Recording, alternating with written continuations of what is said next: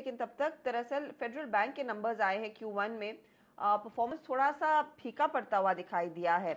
अब क्या वजह है, क्या स्थिति बनती दिखाई दी है? क्योंकि इस तिमाही में एक चीज़ मैं नोटिस कर रही हूँ कि स्लिपेजेस दरअसल बढ़ गए हैं और ग्रॉस एनपीए रेशियो जो है वो 24 क्वार्टर के हाई पर आ गया। अब हमारे साथ खजूरिया साहब जुड़ गए हैं आगे और डिटेल देने के लिए। खजूरिया साहब, ये स्लिपेजेस को लेकर कई सारी रिपोर्ट्स ने चिंता जाहिर की है। किस फैक्टर से स्लिपेजेस बढ़े हैं? क्या ये वेव 2 का इम्पैक्ट रहा? किस सेगमेंट से प्रेशर है? हेलो दोस्तों, अगर आप अपना पैसा शेयर मार्केट में इन्वेस्ट करके लाखों रुपए कमाना चाहते हैं तो आज ही आप स्टॉक के साथ जुड़कर अपना डीमैट अकाउंट आप बिल्कुल फ्री में ओपन कर सकते हैं, जहां पर आपका ब्रोकरेज चार्जेस बिल्कुल ना के बराबर लगता है। ब्रोकरेज लगता है तो सिर्फ इंट्राडे ट्रेड में, वह भी सिर्फ 20 रुपए। तो आज ही आप स्टॉक के साथ में जुड़ सकते हैं, लिंक डिस्क्रिप्शन में है, क्लिक करें और अकाउंट ओपन कराएं। और रिकवरी के लिए कितना समय लगेगा?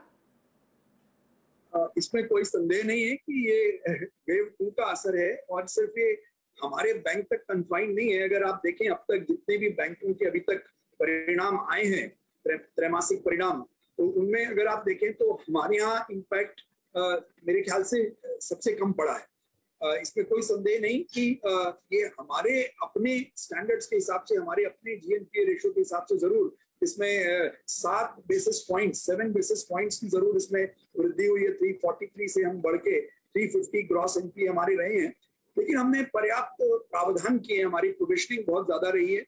हमारे लिए अच्छा ये रहा कि हमारा जो ऑपरेटिंग प्रॉफिट है वो अब तक का हाईएस्ट है, 1135 करोड़ का, जो हमने अभी तक कभी भी नहीं पाया था। और इस वजह से हमारे पास एक बैंडविड्थ थी, हमारे पास एक स्कोप था कि हम अपने प्रोविजंस बढ़ा सकें और अपनी कवरेज को, जो कि एनपीए की कवरेज है, वो 65% पे रखें। और इसके अलावा स्टैंडर्ड एसेट में भी जो हमने रिस्ट्रक्चर किए अकाउंट को काफी अच्छी तरह से प्रोटेक्ट कर सकें हायर प्रोविजन के साथ। तो मैं सिर्फ ये कहना चाहूंगा कि इसमें कोई संदेह नहीं है कि आप जब हमारे पूर्ववर्ती जीएनपीए नंबर से कंपेयर करेंगे तो जरूर आपको ज्यादा लगेगा। लेकिन एक चीज आपको बता दूं, पिछले 8 वर्षों में आप कभी भी देख लीजिए, हमारे बैंक का किसी भी तिमाही में 3.5% से ज्यादा जीएनपीए नहीं रहा। यही हमारा हाईएस्ट है। हम इससे पहले हाईएस्ट 347 था, 3.47, अब ये 3.50 है। तो ये मैं आश्वस्त करना चाहूंगा अपने आपके दर्शकों को, हमारे निवेशकों को और जो भी हमारे स्टेक होल्डर्स हैं कि हमने इस कठिन परिस्थिति में भी क्रेडिट क्वालिटी को यथासंभव कंट्रोल में रखने का पूरा प्रयास किया और उसमें हम सफल भी हुए। खजूरिया साहब, किन सेगमेंट्स में प्रेशर देखने को मिला है और रिकवरी की स्थिति इस समय क्या दिख रही है? क्योंकि मैं अगर वो आपका ब्रेकअप देख रही हूँ तो आपके हाउसिंग लोन बिजनेस में ग्रोथ है, लेकिन कॉर्पोरेट बिजनेस स्लगिश दिख रहा है, वहां पर थोड़ा सा एकदम ज्यादा कुछ ग्रोथ नहीं है। तो क्या ये एसएमई सेगमेंट है या फिर कोर कॉर्पोरेट आंकड़े हैं? कैसे आप इन्हें इसे एक्सप्लेन कर पाएंगे?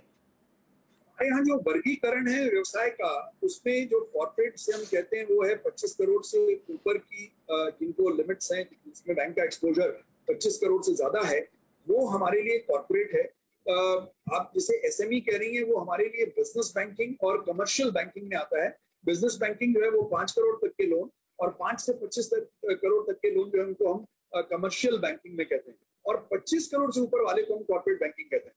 तो अगर आप देखें जो स्ट्रेस है वो निश्चित रूप से रिटेल में थोड़ी ज्यादा है, क्योंकि रिटेल में हाउसिंग लोन जहां पर है वहां पर लोगों ने जिनकी भी मतलब या तो आय में कुछ कटौती हुई है, या अगर किसी की कोई नौकरी गई है, या कोई जो है कोविड के वजह से अभी नहीं जा पा रहा है, लॉस ऑफ पे, इस तरह की जो भी स्थितियां हैं, उन्होंने हमसे, चूंकि ये टेम्पररी है, सबको मालूम है कोविड हमेशा नहीं रहेगा, तो उन्होंने रिस्ट्रक्चरिंग विंडो के तहत हमसे अपने रीपेमेंट्स को रिस्ट्रक्चर करने के लिए कहा।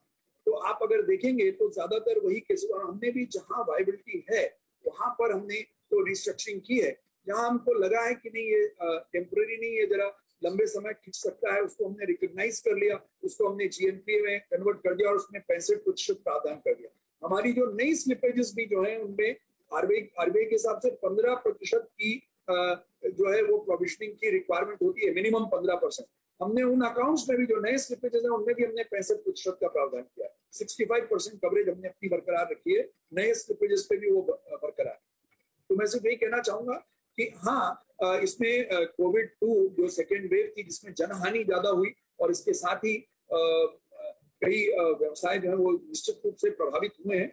लेकिन हम उसी को फिर अगर इस परिप्रेक्ष्य में देखें कि जुलाई में क्या स्थिति थी, क्योंकि हमारा रिजल्ट जो है आया शुक्रवार को, तो हमको 20 एक दिन का और हमको ये आंकने का मौका मिला कि आप किस तरह से रुझान क्या रहे। तो हमने देखा जून की 20 तारीख के बाद से रिकवरी भी इंप्रूव हुई और वो अभी तक वैसे ही इंप्रूव्ड अवस्था में चल रही है। तो हमें उम्मीद है कि Q2 की जो स्थिति है, दूसरी तिमाही की जो स्थिति है, वो बेहतर है।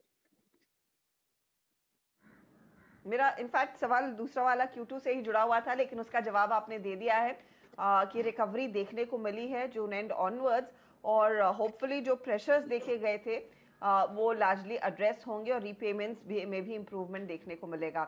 बहुत बहुत शुक्रिया खजूरिया साहब हमारे लिए समय निकालने के लिए और इनफैक्ट इन नंबर्स को डिटेल में समझाने के लिए। तो इतनी खराब स्थिति नहीं है। हाँ, Q1 में कोविड की वेव 2 का इम्पैक्ट पड़ा जो मार्केट ने लार्जली फैक्टर इन किया था, और जैसे जैसे अनलॉक हुआ है रिकवरी भी बिजनेस में